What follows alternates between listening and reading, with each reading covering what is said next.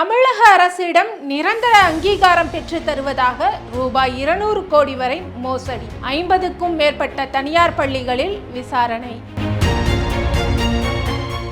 தமிழகத்தில் தனியார் பள்ளிகளுக்கு நிரந்தர அங்கீகாரம், பள்ளிகளின் தரம் உயர்வு, கட்டிடம் கட்ட திட்ட அனுமதி உள்ளிட்டவற்றை அரசிடமிருந்து பெற்று தருவதாக ரூபாய் 200 கோடி வரை மோசடி நடைபெற்றதாக பரபரப்பு குற்றச்சாட்டுகள் எழுந்திருக்கு. இது தொடர்பாக சென்னை மத்திய குற்றப்பிரிவு போலீசார் 50க்கும் மேற்பட்ட தனியார் பள்ளி நிர்வாகிகளிடம் தீவிர விசாரணை நடத்தி வராங்க.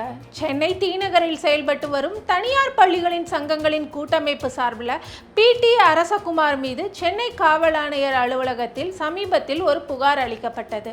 அந்த புகாரில் தமிழகம் முழுவதும் உள்ள தனியார் பள்ளிகளுக்கு நிரந்தர அங்கீகாரம், பள்ளிகளின் தரம் உயர்வு, கூடுதல் வகுப்பறைகள் அமைக்க அனுமதி, கட்டிட திட்ட ஒப்புதல் உள்ளிட்ட பல்வேறு அரசு அனுமதிகளை விரைவாக பெற்று தருவதாக உறுதியளித்து சுமார் 100 கோடி ரூபாய் வரை வசூலித்து மோசடி செய்துள்ளார்னு குற்றம் சாட்டப்பட்டது. இதையடுத்து சென்னை மத்திய குற்றப்பிரிவு போலீசார் வழக்கு பதிவு செஞ்சு விசாரணையை தொடங்கினாங்க. விசாரணையின் அடிப்படையில் இந்த வழக்கில் தொடர்புடையதாக கூறப்படும் திமுக செய்தி தொடர்பு குழு துணைத் தலைவராக இருந்த PT அரசகுமார் கடந்த 27ஆம் தேதி கைது செய்யப்பட்டார். பின்னர் அவர் நீதிமன்றத்தில் ஆஜர்படுத்தப்பட்டு நீதிமன்ற காவலில் புழல் சிறையில் அடைக்கப்பட்டார். இந்த மோசடியில் முன்னாள் MLA ஒருவர் உட்பட மேலும் சிலருக்கு தொடர்பு இருப்பதாக விசாரணையில் தெரிய வந்திருக்கு. தலைமறைவாக இருக்கிற முன்னாள் MLAவை தனிப்படை போலீசார் தீவிரமாக தேடி வராங்க.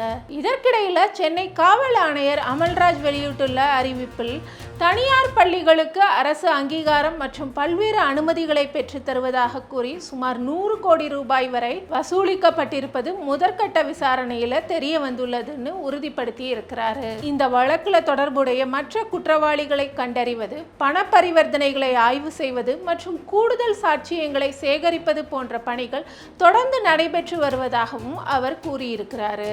இந்த மோசடியால் பாதிக்கப்பட்ட தனியார் பள்ளி நிர்வாகிகள் சென்னை காவல் ஆணையர் அலுவலகம் அல்லது சென்னை மத்திய குற்றப்பிரிவு அலுவலகத்தை நேரில் அணுகி அல்லது தொலைபேசி மூலம் புகார் அளிக்கலாம். புகார்தாரர்களின் அடையாளம் மற்றும் விவரங்கள் ரகசியமாகவே வைக்கப்படும்னு சென்னை காவல் ஆணையர் அமல்ராஜ் உறுதியளிச்சிருக்கிறாரு. இதையடுத்து பல்வேறு மாவட்டங்களைச் சேர்ந்த பள்ளி நிர்வாகிகள் தொடர்ந்து புகார் அளிச்சு வர்றாங்க.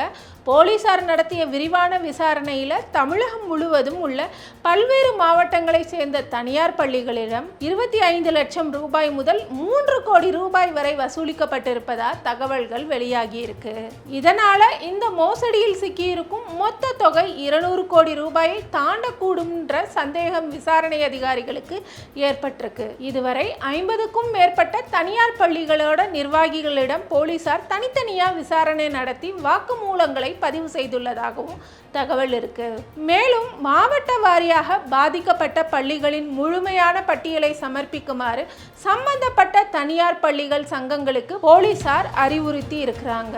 இந்த மோசடி தொடர்பாக மேலும் பலர் புகார் அளிக்க முன்வரக்கூடுன்றதுனால வழக்கின் பரிமாணம் இன்னும் விரிவடையும். எனவே பண பரிவர்த்தனைகள், வங்கி கணக்கு விவரங்கள் மற்றும் தொடர்புடைய ஆவணங்களை ஆய்வு செய்து போலீசார் விசாரணையை தீவிரப்படுத்தி இருக்கிறாங்க.